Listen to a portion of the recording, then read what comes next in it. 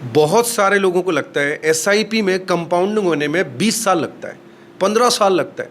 SIP में compounding सच में शुरू कब होता है? अगर आप एसआईपी करते हैं तो आपने अलग अलग वीडियो देखे होंगे या पढ़ा होगा, बट रियल क्या है, कब से शुरू होती है कंपाउंडिंग, आज मैं आपको बताऊंगा। साथ में मैं आज 3 ऐसे रूल बताने वाला हूं, अगर आपने वो फॉलो कर लिया तो आपके एसआईपी म्यूचुअल फंड में आपको जबरदस्त कंपाउंडिंग का फायदा हो सकता है। एक और चीज़ आज मैं बताऊंगा, यूनिट्स, एनएवी यूनिट्स का क्या खेल होता है आपके म्यूचुअल फंड में और वो क्यों इंपॉर्टेंट है। सारी चीज़ें आज आप जानने वाले।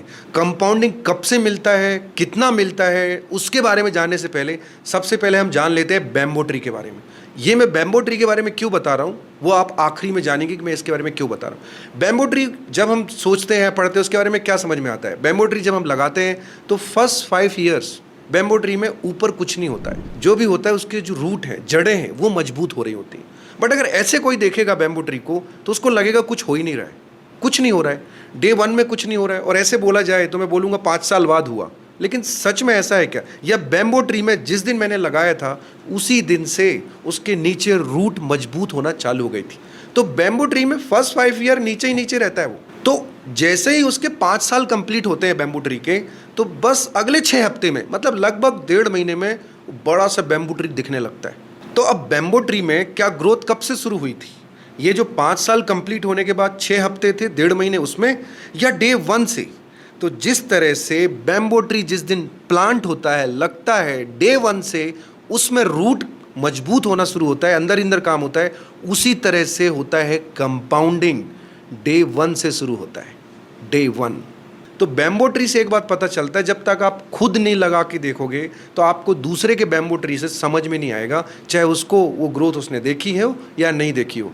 अब कंपाउंडिंग कैसे बढ़ता है? क्या 10 साल 15 साल के बाद होता है? नहीं, कंपाउंडिंग एक्चुअली सच ये है कि डे 1 से शुरू हो जाता है।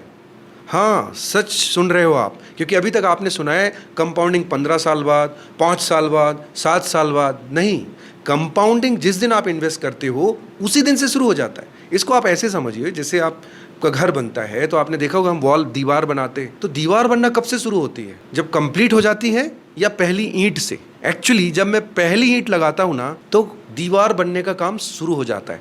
ऐसे ही जब मैं पहला एसआईपी म्यूचुअल फंड करता हूँ ना तो कंपाउंडिंग शुरू हो जाता है, उसका असर कम होता है। जैसे जैसे ईंट बढ़ती जाएंगी वैसे वैसे दीवार बनती जाएगी, ऐसे ही कंपाउंडिंग होता है। इसको और डीपली एग्जाम्पल के साथ समझते हैं।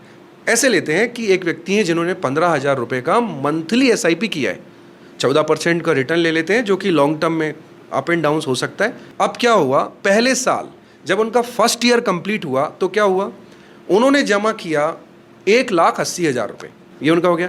और अगर मैं इसको 14% ले लूँ तो इनका जो अमाउंट हुआ वो टोटल अमाउंट हो गया 1,93,000 रुपये।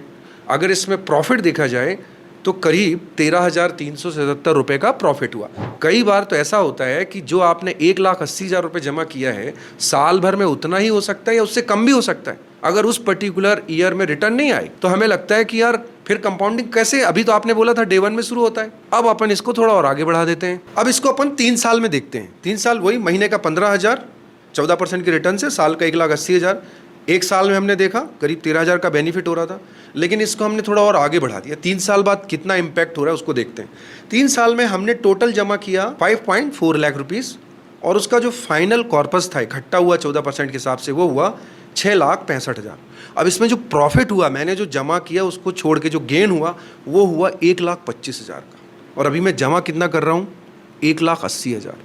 मतलब अभी जो मुझे प्रॉफिट है थोड़ा दिखा 3 साल के बाद कि हाँ हो रहा है। इसको थोड़ा और एक्सटेंड करते हैं, कंटिन्यू करते हैं। 5 साल कर दिया। अब मैं 5 साल में 15,000 के हिसाब से जमा कर दिया 9 लाख रुपए, और मेरा जो फाइनल कॉर्पस है बढ़ के हो गया 12,78,000 रुपए। अब मुझे गेन कितना हुआ? 3.78 लाख रुपीज़। जो 3 साल में मुझे प्रॉफिट 1,25,000 हुआ था, वो बस 2 साल के बाद ही 5 साल में मेरा प्रॉफिट डबल हो गया। प्रॉफिट कितना हो गया? 3.78 लैक्स। कंपाउंडिंग हुआ ना। अब देखिए सिर्फ 2 साल में इतना कंपाउंडिंग हो गया। और देखते हैं कंपाउंडिंग कैसे हो रहा है, कैसे कितनी तेजी से हो रहा है। पहली ईंट से ही कंपाउंडिंग शुरू हो गया था, दिखना अब चालू हो रहा है। इसको बढ़ा के 10 साल देख लेते हैं। अब 10 साल में आपने कितना जमा किया? आपने जमा किया 18 लाख रुपए। 14% के हिसाब से टोटल कॉर्पस कितना हो गया? 37,39,000 रुपये। इसमें आपका गेन कितना है? इसमें आपका गेन है 19,39,000। अब जहां 5 साल में आपका गेन था 3,78,000, वो 10 साल में आपका गेन बढ़ के कितना हो गया? 19,39,000। अब आप देखिए कंपाउंडिंग कितना फास्ट हो रहा है, आपका प्रॉफिट कैसे बढ़ता जा रहा है। ये क्या नॉर्मल रेट ऑफ इंटरेस्ट थोड़ी ना है, इसी को कहते हैं कंपाउंडिंग, जो कंपाउंड कर रहा है आपके अमाउंट को। 3 साल, 5 साल और 10 साल में आपने डिफरेंस देखा। इस डिफरेंस को और बड़ा आपको देखना है तो इसको हम 15 साल कर देते हैं। अब आपने अपनी SIP 15 साल तक कंटिन्यू कर दी 15,000 के हिसाब से। आपने टोटल जमा किया 27 लाख रुपीज़। 14% के हिसाब से आपका कॉर्पस कितना हो गया? 84,78,000। ये आपका फाइन। और गेन कितना हुआ? 57,78,000। 10 साल में आपका गेन कितना था? 19 लाख। 15 साल में आपका गेन कितना हो गया? लगभग 58 लाख। 5 साल में आपका गेन कितने गुना बढ़ गया? आप देख रहे हैं, अमाउंट तो आप वही जमा कर रहे थे, तो अब आपकी कंपाउंडिंग डबल हो रही है। एक तो आप जो ऑलरेडी जमा कर चुके हो, जो इकट्ठा हो चुका है, और जो आप हर महीने डाल रहे हो, ये दोनों चीज़ें मिलके कंपाउंड होती जा रही हैं। और बड़ा इम्पैक्ट अगर आपको देखना है, थोड़ा और रुक जाते हैं और इसको हम 20 साल तक कंटिन्यू करते हैं। आपने 20 साल में कितना जमा किया? आपने जमा किया 36 लाख रुपए। आपका अमाउंट कितना हुआ? 1.76 करोड़। आपको गेन कितना हुआ? आपको गेन हुआ 1.40 करोड़। अब आप सोच के देखो, आपको जहां 15वें साल में 57 लाख का गेन था, वो 20 साल आते आते 1,40,00,000 का गेन हो गया। अगर आप देखें 36 लैक्स आपने जमा किए 20 साल के टेन्योर में, इकट्ठा नहीं किया आपने, और वो कंपाउंडिंग जो है, जो आपने पहली ईंट रखी थी, वो 20 साल आते आते जब कंप्लीट वॉल बना, तो फिर आपको देखा कि हाँ, मैंने जमा तो 36 लाख ही किए हैं, और जो प्रॉफिट मुझे 15 साल में 57 लाख दिख रहा था, वही प्रॉफिट 20 साल आते आते 1,40,00,000 तक पहुंच गया। ये होती है कंपाउंडिंग। अब आपको जानना चाहते होंगे 3 ऐसे रूल, वो कौन से रूल हैं जो अगर आज आपको पता चल जाएं तो फिर आप ये कंपाउंडिंग का बेनिफिट ले सकते हो जबरदस्त। उसके पहले मैं आपको यूनिट्स का भी बता देता हूँ। NAV और यूनिट्स किस तरह से बहुत बड़ा इंपैक्ट आपके म्यूचुअल फंड SIP में डालते हैं। आपको पता है किस तरह से डालते हैं? सपोज आपने 10,000 रुपये का SIP किया है और उस समय उसकी जो NAV है वो 10 रुपये उस म्यूचुअल फंड।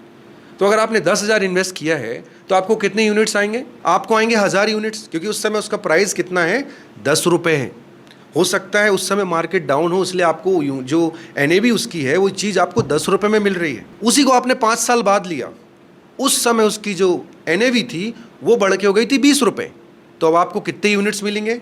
जो पहले 10,000 में आपको 1000 यूनिट आ रहे थे, वही 10,000 में 5 साल के बाद आपको 500 यूनिट्स आए, क्योंकि उसकी वैल्यू बढ़ गई है। उसको फिर और बढ़ा देते हैं, 5 साल के बाद उसको 10 साल कर देते हैं। अब सपोज उस पर्टिकुलर फंड की जो NAV है, मतलब उसकी जो कीमत है, वो बढ़ गई है 40 रुपये हो गई है। अब आपने 10,000 कंटिन्यू रखा है, तो अब आपको कितना आएगा? अब आपको 250 यूनिट्स आएंगे। मतलब पहले 10,000 में आपको 1000 यूनिट्स आए, 5 साल के बाद के 10,000 में आपको 500 यूनिट आए, और 10 साल आते आते आपको 250 यूनिट्स आए। मतलब जब मार्केट गिरा हुआ था या आपको उतने अच्छे रिटर्न नहीं आ रहे थे, उस समय आपको यूनिट्स आ रहे थे, और यूनिट्स कम प्राइस होने की वजह से ज़्यादा आ रहे थे। इससे क्या पता चलता है? म्यूचुअल फंड में NAV बढ़ने पर नई यूनिट्स कम मिलती हैं, लेकिन आपको पहले खरीदी गई यूनिट्स की कीमत बढ़ती रहती है। मतलब आपने देखा, पहले जो खरीदी थी ना, वो 10 रुपये में खरीदी थी, तो जैसे जैसे उसकी कीमत बढ़ेगी, मेरा फंड भी बढ़ता जाएगा और तेज़ी से बढ़ेगा। तो हमें ये ज़रूर ध्यान रखना चाहिए कि मेरे को यूनिट्स कितने मिल रही है और किस प्राइस पे मिल रही है। ये बहुत इंपॉर्टेंट है। ये आपके SIP म्यूचुअल फंड को बड़ा बनाने में मदद करता है। और आपको यदि पता रहेगा कि कम प्राइस में यूनिट्स आ रहे हैं, तो आप उसको कंटिन्यू करोगे ना। अब वही आते भाई कि वो 3 रूल जल्दी से बता दो, कौन से हैं जिससे मेरी SIP म्यूचुअल फंड में मुझे ज़बरदस्त बेनिफिट मिले कंपाउंडिंग का। तो वो 3 रूल कौन से हैं? वो 3 रूल जानते हैं, उसी पे जाइए पहले बैम्बू ट्री को। आप थोड़ा देखिए बैम्बू ट्री को, क्या है बैम्बू ट्री में, क्या 3 चीज़ें लगी उस व्यक्ति को इसको बड़ा करने में। सबसे पहली चीज़ लगी डिसिप्लिन। डिसिप्लिन में उसको बड़ा कर सकते हैं, डिसिप्लिन में SIP करेंगे। दूसरा कंसिस्टेंसी, निरंतरता, बने रहना है। वो काम जैसे कोई भी है, करते रहना है, उसको बीच में छोड़ना नहीं है। जैसे ही आप छोड़ेंगे आपको उसका बेनिफिट नहीं मिलेगा। अब भाई मैंने डिसिप्लिन भी रख लिया, कंसिस्टेंसी भी रख ली, अब क्या? तीसरी कौन सी चीज़ है? पेशेंस। पेशेंस आपको रखना पड़ेगा। आपने अगर डिसिप्लिन रखा है, आपने कंसिस्टेंसी है, बट आपके पास पेशेंस नहीं है, अरे नहीं हो रहा, नहीं होता, बैम्बू ट्री उखाड़ दो, इसमें होता ही नहीं है, 4 साल में उखाड़ के फेंक दिया। नहीं, तो पेशेंस तो रखना पड़ेगा। नहीं यार 3 साल में तो कुछ हुआ ही नहीं, 2 साल में तो कुछ हुआ ही नहीं। तो पेशेंस आपको मदद कर देगा कि नहीं होता है, आपको पता है कि नहीं यार होता है, तो पेशेंस भी रखिए, कंसिस्टेंसी भी रखिए और डिसिप्लिन भी रखिए। अगर ये 3 चीज़ें आपने रख ली तो आपको कंपाउंडिंग का ज़बरदस्त बेनिफिट हो सकता है। और जब आप इस कंपाउंडिंग को कैलकुलेट करना चाहते हैं ना, तो एक ही चीज़ ध्यान रखिए, डे 1 से शुरू होता है, असर एक आपको टाइमली दिखना चालू होता है, बट इसका इम्पोर्टेंस डे 1 से ही है। वो पहली वॉल में पहली ईंट वही है कंपाउंडिंग, पहली एसआईपी वही है कंपाउंडिंग। इम्पैक्ट जैसे जैसे टेन्योर बढ़ेगा इम्पैक्ट बढ़ता जाएगा। तो ये 3 रूल अगर आपने फॉलो कर लिए तो आपको कंपाउंडिंग का ज़बरदस्त बेनिफिट हो सकता है। अगर ये वीडियो आपको पसंद आया है तो प्लीज़ अपने रिलेटिव, फ्रेंड्स, फैमिली सबको भेजिए, चैनल को सब्सक्राइब कीजिए और प्लीज़ कुछ अच्छे कमेंट्स कीजिए, लाइक कीजिए। Thank you.